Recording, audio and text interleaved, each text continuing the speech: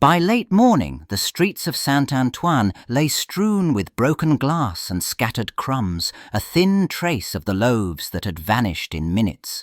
Women clutched their hard-won bread to their chests, pushing past overturned baskets and splintered shutters. A few guards nursed bleeding heads, retreating toward the nearest crossroads. At corners and cabarets, men argued over the price of a 4-pound loaf, each swearing that yesterday it had cost less, that last year it had cost half.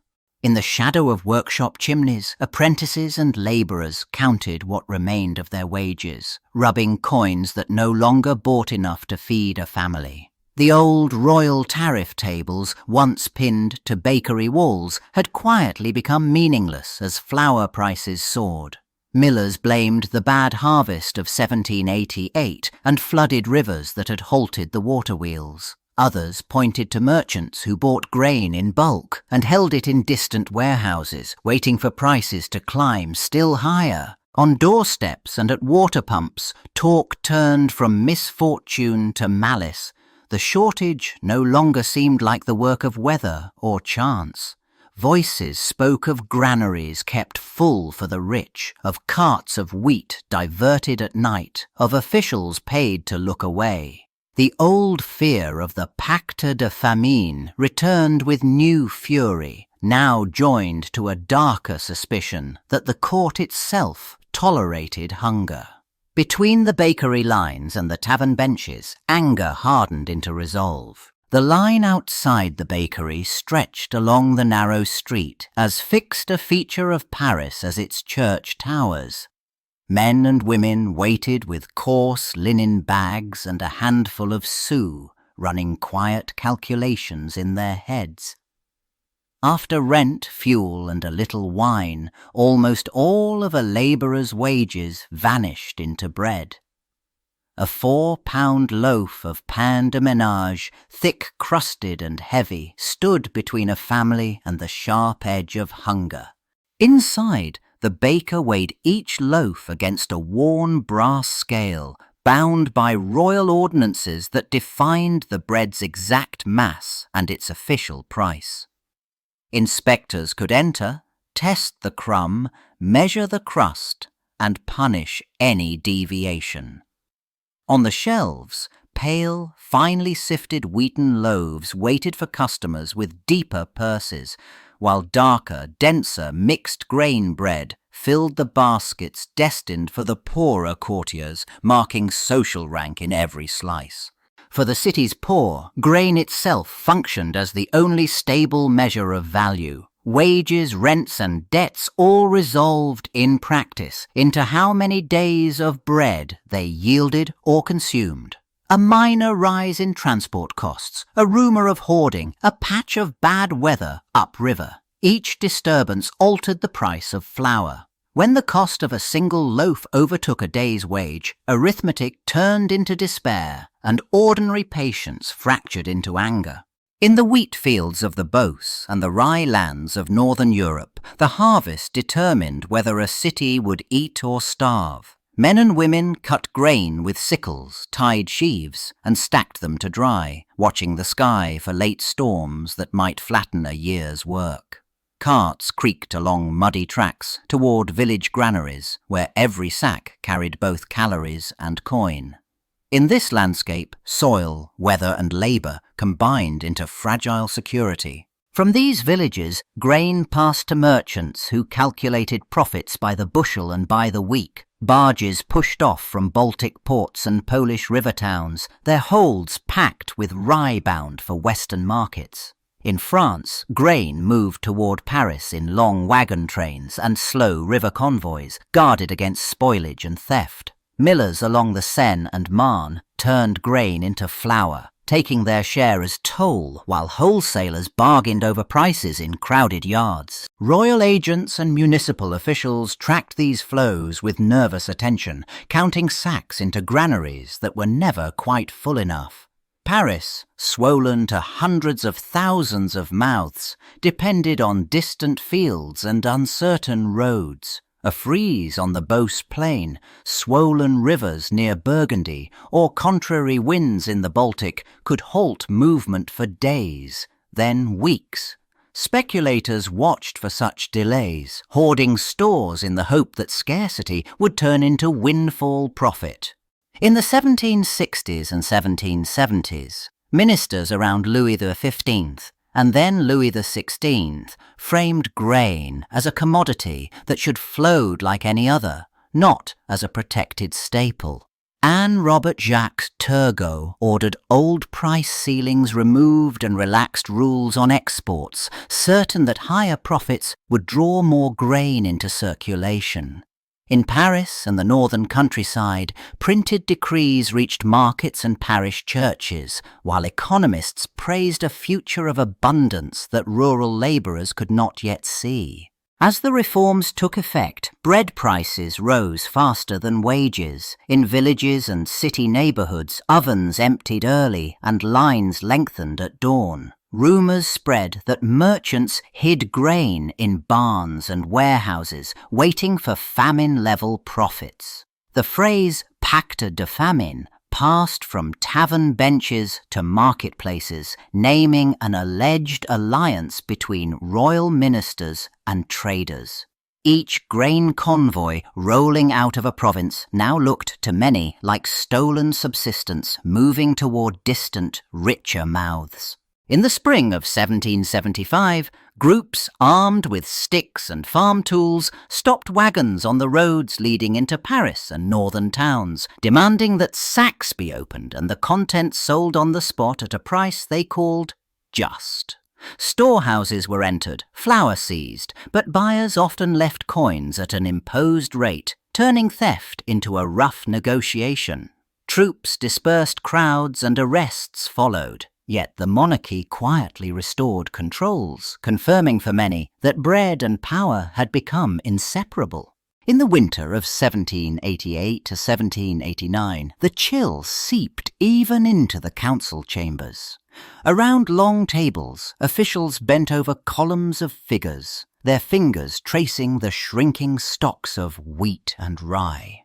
Couriers arrived with sealed packets from the provinces, each new report darker than the last. Behind the doors, they spoke in lowered voices about failing harvests, frozen roads, and the narrow margin that separated anxious streets from open revolt. In towns and villages, the struggle over bread unfolded at the bakery counter. Inspectors stepped through doorways dusted with flour, demanded to see scales and weighed loaves against the standards fixed in royal ordinances. Some bakers, caught shaving a few ounces or mixing inferior grain, were dragged before local magistrates. Stocks were checked, ovens were watched, and yet prices climbed. Each market day, more people muttered that fraud and indifference, not weather, explained their empty tables. Within ministerial offices, arguments over grain policy hardened. Advocates of free circulation praised the writings of economists like Turgot and insisted that higher prices would lure more grain to market. Opponents warned that abandoning old protections would strip subjects of their last safeguard against famine.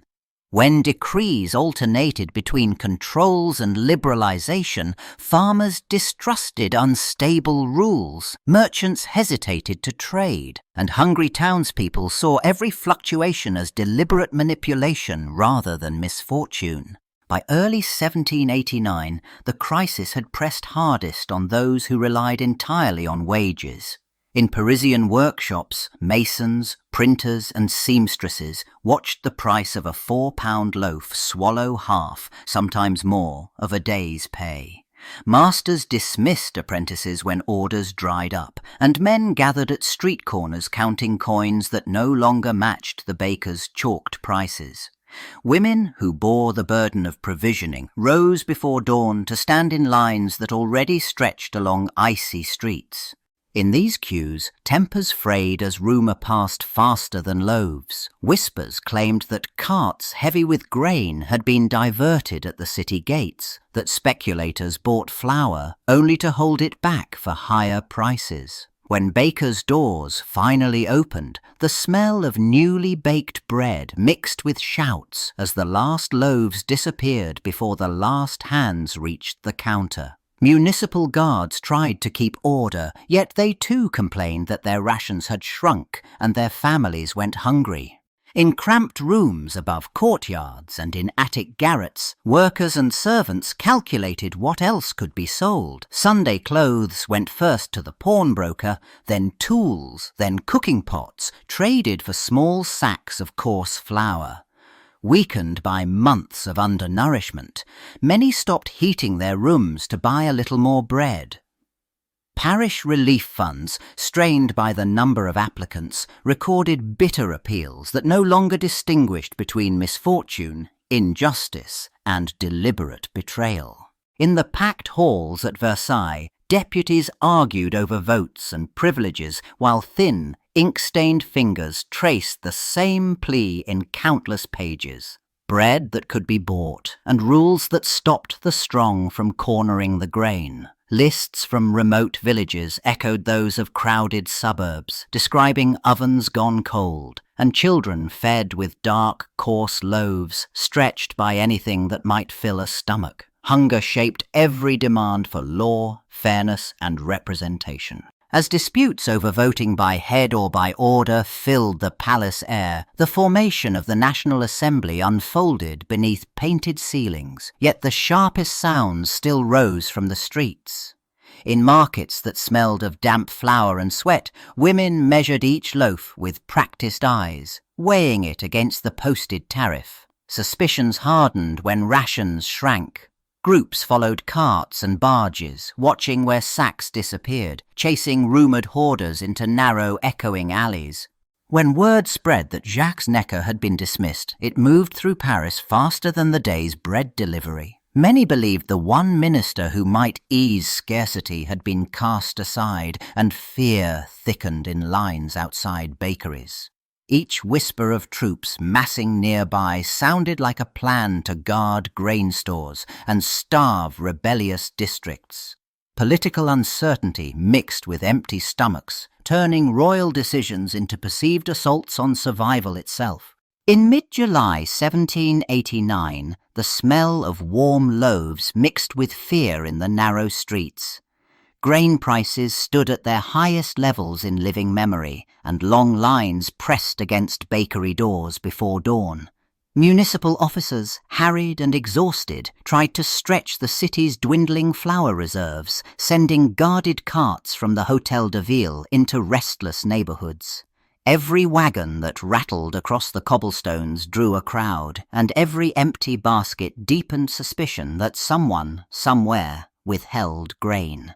Whispers spread that royal troops would encircle Paris and starve it into submission. Dock workers and artisans watched the Seine nervously, then intercepted grain boats as they appeared, unloading sacks under the aim of hastily acquired muskets. Groups pushed through convent gates, forcing open cool stone cellars in search of flour. On the 13th of July, the same quarters that had battered bakery shutters demanded weapons. By the morning of the 14th, their hunger for bread and gunpowder led them toward the Bastille's grey walls. Gunfire and smoke rolled over the fortress as insurgents fought for its powder stores, convinced that defending bread required confronting royal force. When the Bastille finally fell, some victors carried their arms not to palaces but to markets and grain depots, compelling merchants to sell at prices they deemed just. Beyond Paris, villages shuddered under the great fear as rumours accused nobles of plotting to burn fields or seize harvests. Peasants rose, stormed granaries, and attacked manor archives, turning anxiety about bread into a broader assault on seigneurial power, until protests over food and demands for political change became indistinguishable. Cold rain had fallen on the markets of Paris as stalls emptied and loaves disappeared before midday. In the Halles district, women who traded in fish, fruit and bread scraps gathered beneath dripping awnings. counting the few coins in their aprons. News of hoarded flour and unmilled grain passed from mouth to mouth. Their talk hardened into resolve. They seized pikes, seized kitchen knives and drumsticks, and moved out from the covered markets, shouting for bread and justice in the same breath. The procession thickened as it advanced along the muddy road to Versailles. Apprentices, idled workers, and a growing column of National Guardsmen joined in, boots beating time on the rutted ground. Muskets rested on shoulders beside bundles of firewood and sacks of black bread. Rain-soaked hats and bonnets lined the route. At roadside villages, doors opened and faces watched the column pass, hearing the repeated cry for bread, for grain, for an end to the hunger that had haunted the year. At Versailles, the crowd surged into the hall of the National Assembly, skirts muddied, blades still in their hands. Deputies found themselves pressed against benches and walls as voices demanded answers about flour convoys and millers' stocks. Representatives drafted promises for grain shipments under the relentless insistence of those who baked and bought bread each day. Outside, others pushed toward the chateau, insisting that the king himself answer for the empty ovens of Paris and the soaring price of the daily loaf. In towns across medieval England and Italy, crowds once surged toward bakeries and grain stalls whenever prices rose beyond endurance. Market squares filled with people who seized sacks of wheat, forced bakers to sell at what they claimed was a just price, and sometimes destroyed loaves judged to be underweight. Customary rules, parish records, and civic edicts all pointed to the same expectation, that rulers and magistrates bore a duty to keep staple bread both affordable and honest. This belief in a shared obligation formed what historians later described as a moral economy, in which the crowd acted as guardian of subsistence when officials or merchants failed. In February 1917, in Petrograd, that same logic surfaced as women and workers queued outside bakeries, only to find no bread left. Demonstrators poured into the streets with banners demanding bread and peace. Strikes widened, troops wavered, and within days the Tsarist regime collapsed under the pressure of hunger and war. In Paris, after 1789, revolutionaries also wrestled with the politics of subsistence. Authorities fixed maximum prices, sent inspectors into bakeries, and requisitioned grain from reluctant sellers, while pamphlets denounced speculators and hoarders as enemies of the people. Others argued for free trade in grain, claiming markets would balance scarcity. Arguments in assemblies and on street corners kept returning to the same question, embodied in each weighed loaf: who ultimately guaranteed the daily bread that held society together.